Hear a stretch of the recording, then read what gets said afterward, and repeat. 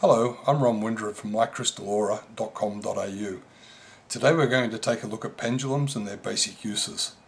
A pendulum is basically any weighty type object attached on the end of a piece of string or chain that is then able to swing freely to be able to communicate or give us the answers that we're looking for. Basically you just take this and stick it over your finger. Some people like to hold it between the fingers and just allow it to dangle over, and then when it's swinging freely, we will communicate with the pendulum to show us a yes or a no. Now this is done very simply just by asking, please show me a yes. In this case, my pendulum, which is swinging out and in, uses that as a way to communicate a yes for me. If I then ask, please show me a no, it swings in an anti-clockwise circle indicating a no. Now please do understand, this is my no and my yes. Yours may be totally different. It could be the opposite. It could be any movement. But once you clarify by asking the question, show me a yes, and you take notice of that movement, that will always be your yes. And please show me a no, and you notice a movement, that will also always be your no. Often when we first start to work with pendulums, and with some particular pendulums, the movement is very slight and we need to really pay attention to the movement. It's barely perceptible. However, once you've been working with most pendulums for a while, they get energized with your own energy and take on this extra life force, and they begin to really move about and communicate with us. There's all sorts of things that you can use for a pendulum. Some people just use an old nut attached to a piece of string. Some people like to use their rings on a piece of string or chain. There's crystal pendulums, some of them are metal. In this case there's different shapes. You could use a teardrop shape, you can use more of a chamfered pointy shape, very sharp point. This one's cut in the shape of a Merkaba, and this one's like a disco ball, and there's a very teardroppy type shape of all the pendulum plumb bob shape that I use.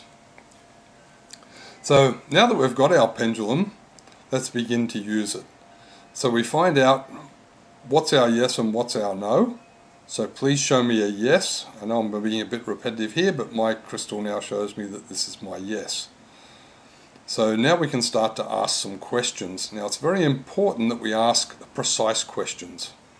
One way that you can test is you can say, is my name Ron? And the pendulum confirms that my name is Ron. That's because I am Ron. Now I could ask, is it going to rain today? And the pendulum doesn't seem to be able to make up its mind, but there it is, it's yes. Now, it will always be yes on that question because this is a big planet and it's going to be raining somewhere in the world today. But if I get more precise and say, is it going to be raining where I'm located today? The pendulum's responded with a no. That's because we brought it down to the exact location of where we're at. Now if I look out the window, I can pretty much declare and confirm that it's not going to rain where I am today. So using a pendulum is a simple matter of finding out what your yes is, what your no is, and then asking very clear and precise questions. Some people have a really hard time coming to grips with this concept because they say, oh yes, but you're deliberately moving it, or whatever. But really all we're doing is using the pendulum to bring the truth out, to get past our conscious mind, to get into our subconscious mind, to get to the truth of a matter. Now if you doubt this, you can test it with a double-blind test. Have a friend take a couple of envelopes, and then on two pieces of paper, on one write yes and on the other one write no, and put them in the envelope, and have the person place the envelopes on a table or somewhere while you're out of the room. Now you can come back, and you don't know what's in the envelopes, but you can say, with regard to this question of will it be raining where I am today, is this the correct answer for me? Over this envelope it's saying no.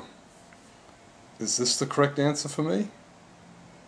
And it's still saying no. In this particular case I guess I tricked it because I didn't actually put a yes or a no in the envelopes. But I can guarantee that if you use this double-blind system you'll always get the correct, the accurate answer. Thank you for your time. Goodbye.